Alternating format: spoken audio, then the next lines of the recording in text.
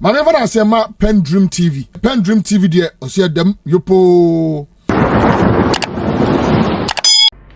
Mahama has finally declared his assets and also causing other public officers to declare their assets before 31st of March. Otherwise, they will face removal. Without much ado, I would like you to join me listening to what he said in detail. This station still remains PENDREAM TV, the only channel that brings you the best and latest updates in politics.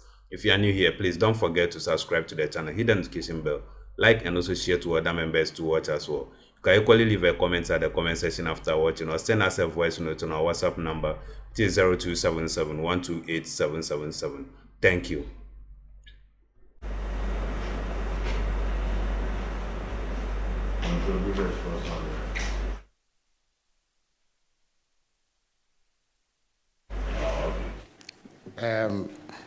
Hajia Shamima Muslim is my deputy spokesperson to the president. And then Mr. Standogbe is the deputy chief of staff in charge of operations at the office of the president. Thank you very much. Mr. Auditor General, I would ask you to do a brief introduction of your team and then we'll proceed.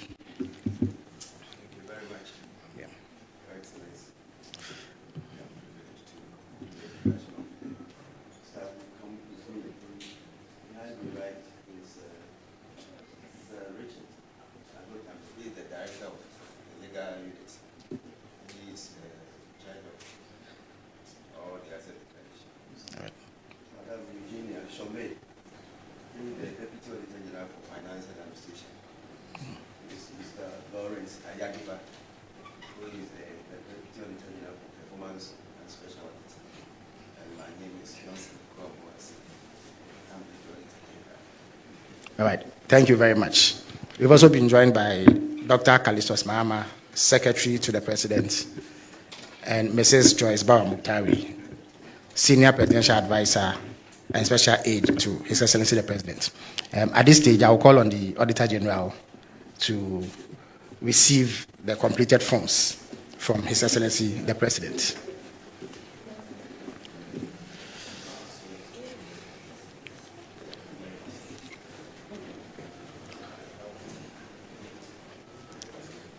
Oh, photographers.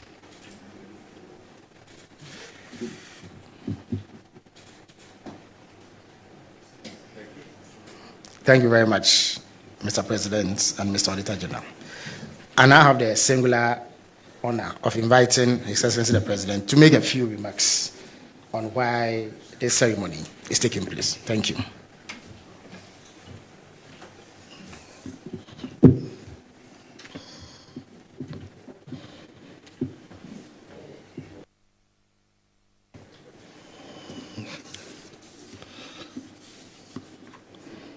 I was just looking at the statute on assets declaration, and under Article 286 of the 1992 Constitution, it names the President, the Vice President, Ministers and Deputy Ministers, Members of Parliament, and judges. And then again under Act 550, Public Office Holders Declaration of Assets, it includes public officers, including those in the civil service, public corporations, and statutory boards. Then it also includes chief executives of all public corporations.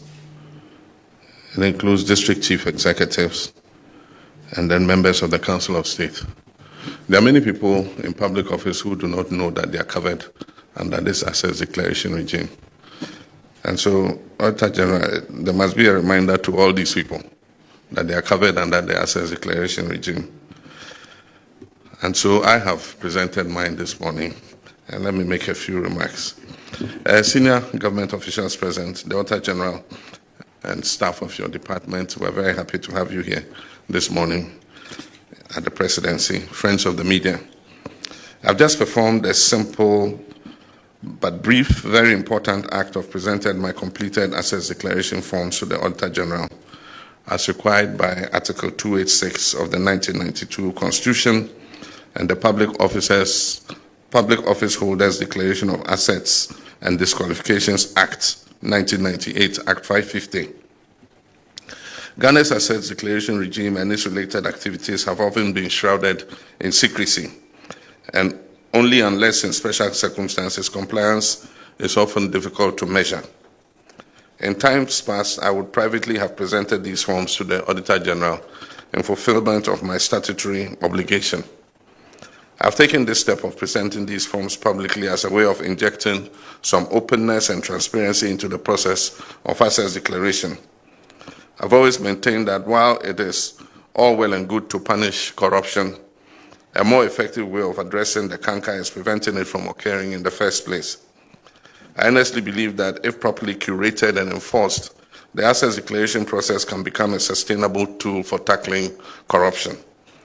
Corruption by nature is insidious and thrives under the cover of darkness.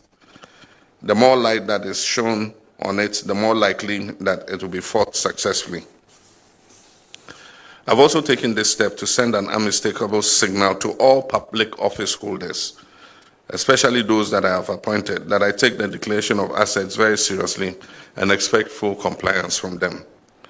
I've asked the Chief of Staff to send word to all appointees to ensure that they declare their assets by the end of the first quarter of this year, that is, by 31st March 2025. I wish to stress that any appointee failing to meet this deadline would face severe sanctions, not excluding removal from office. Even as we strive to hold past government officials accountable for their stewardship, I deem it even more imperative to enforce anti-corruption among our present public office holders. Charity, they say, begins at home. I'm therefore determined to take the necessary steps to ensure that we fight corruption vigorously so that the precious little resources that have been entrusted to us by the Ghanaian people are used only in their interest. There have been issues raised about the effectiveness of the current assets declaration regime. We must take advantage of the current constitution review process to strengthen the assets declaration regime to make it more relevant to changing times.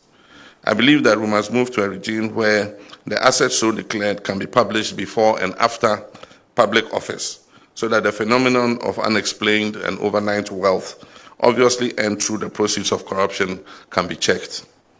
I trust that a healthy debate can be had over this issue and consensus built on the way forward, so that collectively we can defeat the unwholesome canker of corruption. I thank you for your kind attention. Thank you.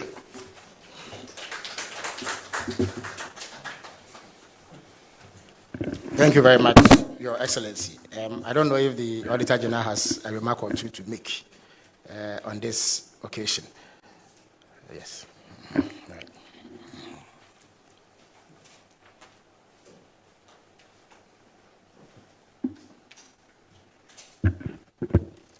Thank you very much, Your Excellency. I thought that once the head of state and His Excellency has spoken, that would have ended everything. But I thank you also for the permission to give one or two remarks. And indeed, the remark goes directly in line with what His Excellency said. Because at our end there, we receive your form, just like His Excellency has done. You don't seal it. We are going to open it to see exactly what entries you have made. But when we are looking at it, what we are looking at is whether you have not left any blank spaces, whether you have not left your bank balances. Some may list all the banks that they have, but there will be no balances at it, and we will call you to come and redo it. That's the extent to which we do this. If you say you have 10 bank accounts and you bring it to us, how are we to be sure that indeed it is only 10 bank accounts that you have? If you say you have 2 buildings, what can we do to ensure that it is exactly the 2 buildings that you have? So reviewing the Constitution, as His Excellency has said, I think it's a very, very important issue that we have to take seriously. And we also support the publishing. If you submit your assets and declaration forms, we should be able to publish it freely. And the time that you are leaving office too, we will publish it to see it. the changes that have happened ever since you started the new office. So on behalf of myself and my staff from the Audit Service, we welcome His Excellency's wonderful idea, and whatever we can do to support, we will do. Thank you so much.